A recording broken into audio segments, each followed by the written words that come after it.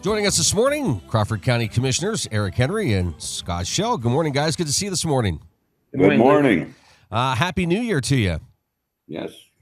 Everybody make it through the holidays okay? We did. It was a little slow here at the end of the year for general public, but we made it through. Yeah. Okay. So, kind of walk through the budget part of it, getting everything approved. And Scott, for you, this is the first time you and Chris have had your input really into the budget. What was that process like for you?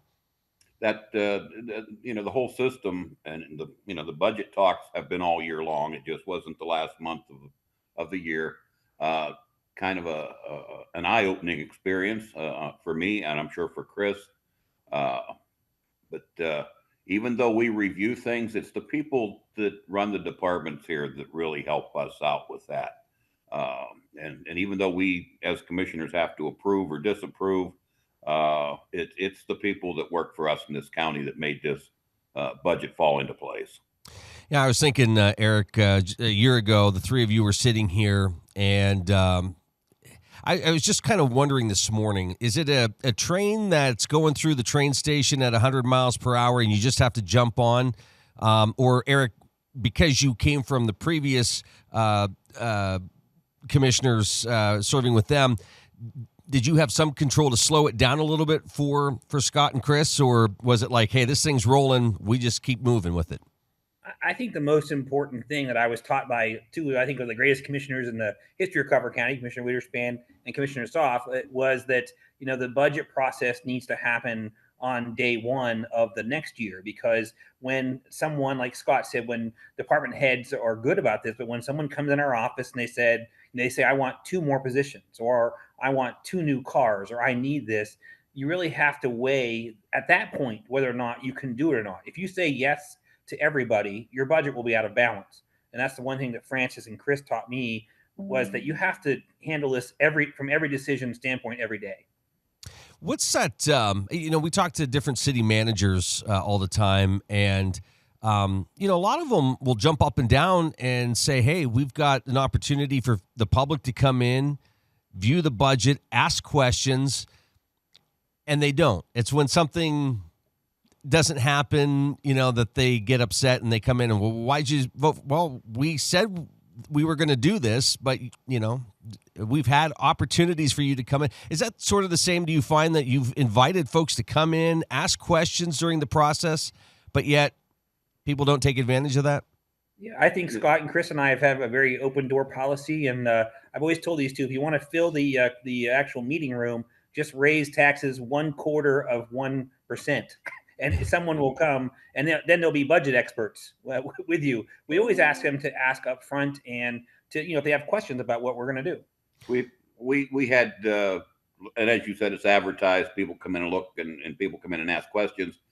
That number of people was very few. Just very few people even contacted us about the budget.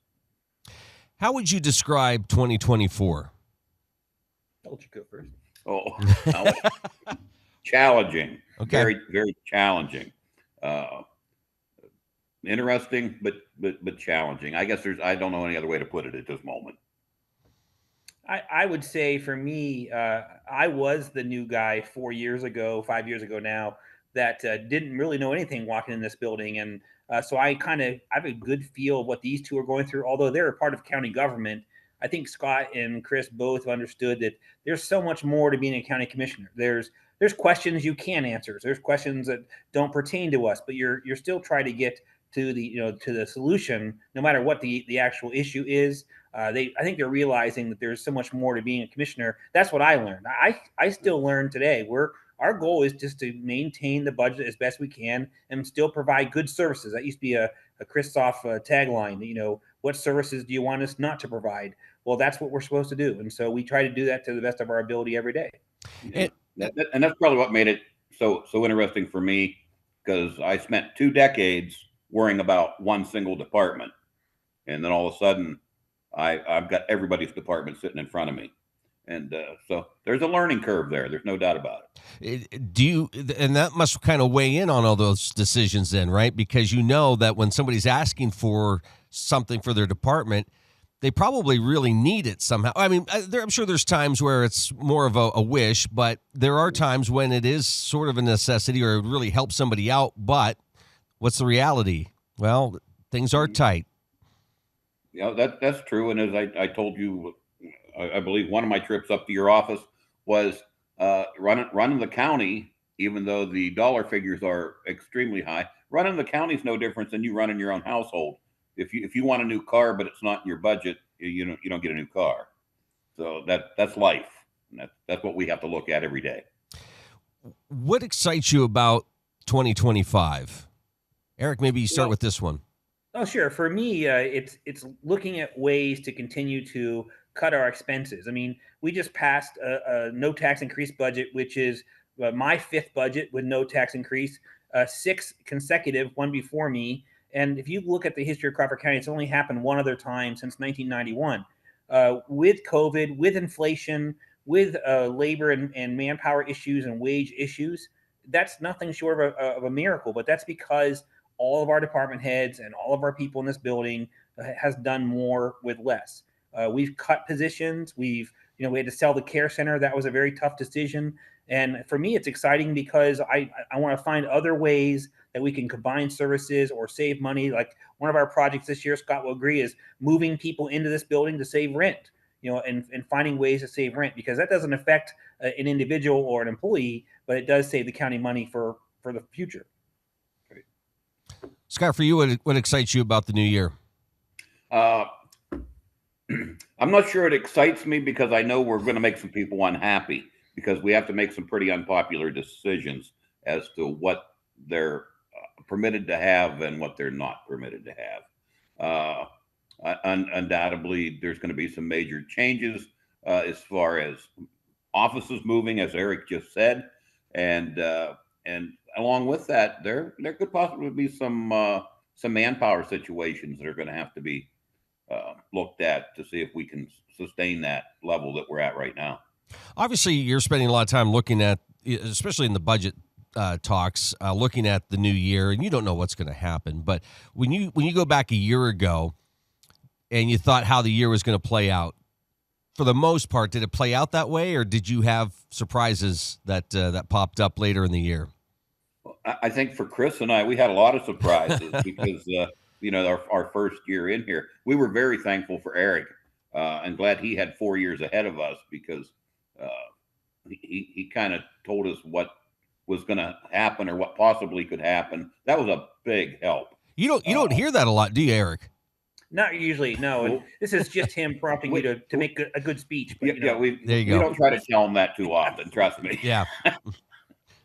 It does bring up a good point, though, Luke, that we talked about this the other day. The three of us don't always agree. We have 2-to-1 votes, and people don't see those votes because when I mean 2-to-1, what that means is if the maintenance guy comes in and says, "Hey, I want to move from here to here," he needs permission from 2 of the 3 commissioners. So it might be as small of a decision where I say, "Nah, I don't really like that idea," and Scott and Chris say they do. Then the next day we come in and maybe Scott and I agree and Chris doesn't, or vice versa. The most important thing about that for us is that we come back the next day and work together. Right. And that's really what we do. We don't hold grudges. We don't hold votes against each other. You know me, I'll jab him every once in a while about a vote he had. But at the end of the day, I respect him for his opinion. We may have a different opinion, but that's how government works. And I think we've talked about this, whether it's you guys or Chris on the show, meetings where you have somebody that comes up with something else or maybe an alternative thought, that's good because then it gets you to think about it a little bit more. And, yeah, I think people would appreciate that more than just a straight 3-0 vote all the time. Yep. Right. What sort of challenges, you mentioned some of them in 2025, but are there personal goals that you have in the new year, or is it just making sure that you're keeping within budget and, still reaching out to different municipalities and kind of generating conversations? Or what are some goals that you guys have set for yourselves for the new year? I think for Scott and I, he can agree that we still have a public safety issue here. We have 2 commissions, Fire and EMS Commission. And, we're to the point now where, as we see fire departments and ambulances continue to struggle, we're going to have to find ways to solve that problem. Although people realize it's a municipal problem. It's a lower level government municipal problem. county government has to help and have to assist, because there are places that ambulances are, taking 25, 30 minutes just to respond to a call. And that's not good, obviously, for the outcomes. The fire service is aging. Our population is aging. So we're both committed to figuring out something. We don't know exactly what that is yet, and that's part of the commission's responsibility, but we are working on those steps to try and make some improvements. And that's my big thing for 2025, is to start showing some actually things on the ground that we're actually working on. And that seems to be a much larger conversation, too, because you've got service groups who are also saying we're not getting the volunteers that we once had. Going to your point, how exciting was it? Like every weekend, it seemed like the volunteer fire departments were having dinners or raffles or, big get-togethers, raising money for gear, just things around, it's just to help with those types of things. And you're not seeing that.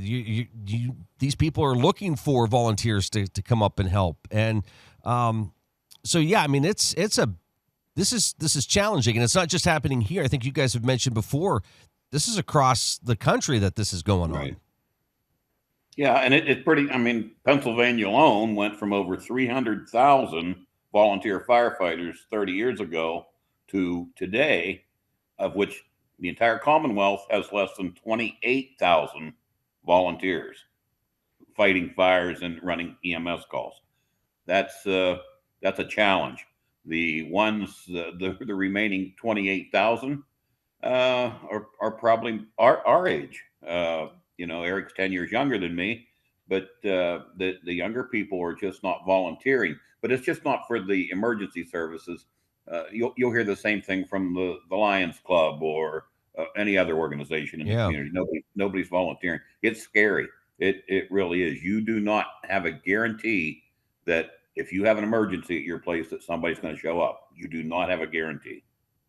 How do you even start that conversation? And I know you have started it, but are you coming up with solutions? Are you finding that people are bringing solutions to the table? Because that's the other thing. People will complain about something, but not bring up some ideas to go with it. So part of our solution is we're really committed to this, and I'm proud of this board for this. So we're looking at the population loss side of this. And so our planning commission and our planning office has worked really hard on a new comprehensive plan. That comprehensive plan tackles the responsibility of population loss in Crawford County. There's some scary numbers. If you look at the number of folks, the age of the population, those that are migrating out of Crawford County, if you look at that over the next 10 to 15 years, it's a very scary number. And I tell Scott, how I equate it to is, I want to know if I need an ambulance one day. I was the guy bringing in an ambulance, but if I need an ambulance one day, who's going to bring it to me? And so we're trying to tackle that from a different perspective. And the fact that if we can get people to maybe move back to Crawford, and we actually, although we made some personnel cuts to make this budget work, we actually provided some granted funded positions in the planning office to help follow this comprehensive plan. And that the comprehensive plan hopefully has some insight into how to get people and attract people back into Crawford County. And of course, the other part of that I think you know about already is this broadband project we're still working on we have other multiple counties. It's up to 13 counties, I think it is now. But we're trying to get a comprehensive high-speed broadband system built in Crawford. It would be the fastest broadband system in Pennsylvania if we get it done. But we have a lot of hurdles to cross. But we're still committed to it because we know we have to try something. And this is a conversation that's been fascinating to me because it involves a lot of different entities, right? How do you recruit people to bring jobs here, to start a business here? Because it seems like we've got some good people in place to help support business development. It was fascinating during the election cycle to see people talk about Western Pennsylvania and trying to maybe jump up and down a little bit to get people to look at Northwest Pennsylvania. Are you seeing those conversations, develop? Are they really trying to attack things? Are the recruitment efforts to bring businesses or to at least help continue to support the businesses that are here? So the biggest problem I would just add to that is that when you talk about new business, you'll see Vernon, they're growing, right? There you see a Chipotle, and there's rumors about a Texas Roadhouse and rumors about other things that are going to come. But the problem we always look at is we want to know who's going to work there. Yeah. And when you do that, you're just bleeding from other manufacturers. And so I can tell you that Accutech and Channel Lock and all these big manufacturers, they all have plenty of openings. And so when you think about how that process goes, I would love to have people come here and develop and create business. But my very first question is who's going to work for you? Because I don't know that answer. I mean, you look at the unemployment numbers, they're relatively low. And those numbers equate to people who are looking for jobs. Yes, there's a faction of people who aren't currently looking for jobs, but there's not enough to sustain a large widget factory of 100 employees or something that would bring out a large number of, I don't know where they would come from. Now, you'd want them to move here, of course, but all those other counties around us have the same problem, and that's just keeping and retaining young people. And you can see that with school districts, right? You have younger children yourself. I have a stepson who's visiting me from Arizona. He loves Arizona. Do I think I can get him back here? Probably not. He likes the weather. I mean, I can't compete. Like, here's a good morning. He's at my house, and he's going to have to shovel his way if he wants to go somewhere today. That's something he doesn't miss. And so that is a very big challenge for us. You're watching The Morning Drill on Stream TV and on the Armstrong Neighborhood Channel. Crawford County Commissioners, Mr. Eric Henry and Scott Schell with us here this morning. And I, it's fascinating because we talk about these organizations who are looking for volunteers and need those volunteers, but there's also businesses who are in need of good employees. And a lot of times you're to the point now where if you just show up, you're going to be successful. They'll train you. They'll help you. But if you show up, that's a win. There's been a lot of conversation so far, and even with our planning department about coming up with incentives to bring people here, whether someone can help you pay your rent for a while or a down payment on a house or whatever. Those conversations are taking place right now, and those are good suggestions and good ideas to look into just to bring people back into here. The broadband thing's a major league issue for people who want to work remotely, because there are areas of Crawford County where you just can't get online. You just can't. So a lot of stuff has to fall into place. Those are just conversations at this time. So hopefully we can form something to bring a few people in here, because at the present moment, no, there's nobody to take those jobs. That workforce is not there. What are some of the positives that you see? Obviously, you wouldn't be in the positions you're in if you didn't think that you're going to provide some good for the county. You obviously, Eric, you've invested business-wise into the county. Scott, you've lived here forever, right? What is it about Crawford County that you still, every day you wake up and say, yeah, this is worth the fight? So I always tell people, like when my stepson would say to me, the weather's really nice in Arizona. And, one thing I know a lot of people talk about Crawford County is actually being able to have 4 seasons and enjoy 4 seasons, the change of the weather. And then I also tell people, my sister who lives in Colorado Springs, she might have a 40 or 50-minute commute just a few miles down the road. I have no desire to sit in traffic in a 4 or 5 lane highway. I really don't like that type of urban environment. Other people love that, and that's great. That's just not for me. So I look at Crawford County as it still has rural roots. It's still, you're not overpopulated. You're not standing on your neighbor's porch. It's not, it's not really dense population wise. I think there's a lot of good things. We have a great French Creek. We have a great outdoor recreation ideas we can do here. There's a lot of good things for people to do. But I think the biggest problem we have at times is you have to be a cheerleader. I think I've told you this. You have to be a cheerleader for Crawford County. You have to do what you're doing just now. Accentuate the good points. What are the good points? There's great things about Ticeville. There's great food. There's really nice things there. But a lot of people don't travel 28 miles east to go to Ticeville, and they should, because there's a lot of great things to do there. But the same thing in Meadville. Yeah.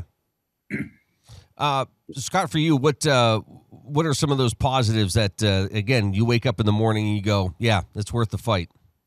There's a lot of fantastic things going on in this county right now. The businesses in Vernon are growing. Even the smaller communities are opening up a few more shops in their little areas there. That's exciting. like Eric said, there's a lot of outdoor activity that goes on in Crawford County that, let's face facts. We're having the Pittsburgh people and the Cleveland people come to Crawford County for the outdoor activities. We have miles and miles and miles of hiking trails and bicycle trails, and those people in those areas don't have it. That brings the group in. We have the lakes, Conneaut Lake and Pymatuming, and that drags in a lot of people, and we're very thankful for that. That makes me excited to know that many people are coming our way. We're hoping maybe some of them want to live here eventually. Eric, we had a chance to talk to Chris about this back in November, but it seemed like elections went pretty smoothly. Now that everything's sort of wrapped up, would you concur that everything went well this cycle? Yeah, and I think that everyone did a great job. I might be biased, but I think we have one of the best election directors here in the state. She's very young, but she is very motivated. She's very organized, and she does a great job as far as training and doing the stuff with the poll workers. I will tell you that this election, although much smaller and often forgotten by voters, is a big part of Crawford County's work because it's a municipal election. So there's a ballot for every precinct that we have to deal with. And those ballots and those issues, they come into play and makes the length of time. Here comes Mr. Seeley. Must be coming from oh my gosh! Wow. But those ballots and that's time consuming. So we're looking forward to that same process to start again. I'm guessing Chris came from some roads in the West. So. Yeah, the West is in rare form this morning.